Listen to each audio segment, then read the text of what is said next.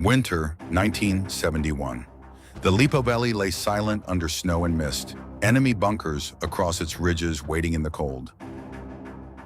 Through Tutmari Gully, the men of 104 Infantry Brigade moved, silent columns winding across frozen tracks, mules laden with supplies. In the dim light, officers bent over their maps, issuing orders for a daring operation. Op Tanaji. And in the pine shadows, soldiers waited, cleaning rifles, wrapping blankets tighter against the chill, bracing for what was to come.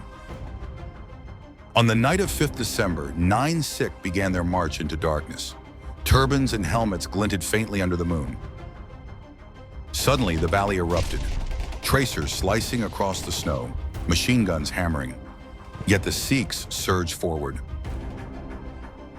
At Tundapani and then Kayan, they fought with bayonets and grenades.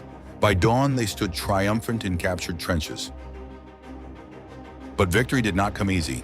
Pakistani guns shelled the heights, forcing the men to dig in, to hold ground under fire. By 17th December, the southern flank of the valley was theirs, secured ridge by ridge. Next, the Rajputana rifles turned their eyes to Shishaldi.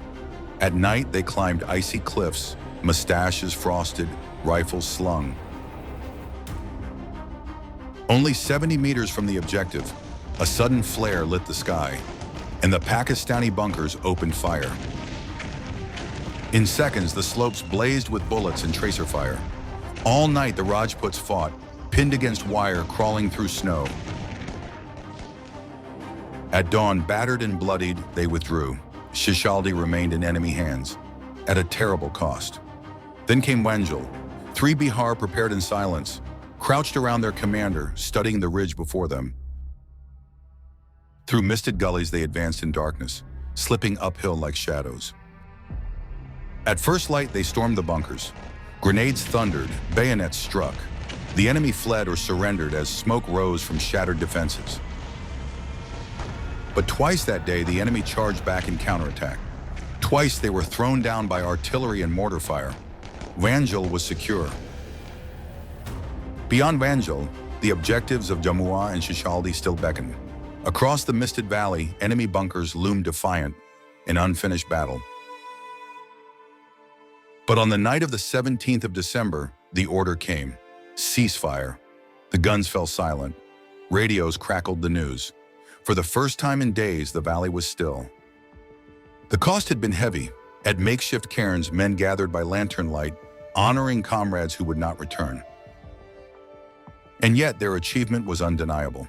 Kayan and Wanjal were theirs. The brigade held the heights, alert and disciplined. The valley lay quiet under snow once more, smoke curling from ruined bunkers. On the frozen frontier of the Himalayas, the men of Operation Tanaji had written their chapter of courage, sacrifice, and resolve.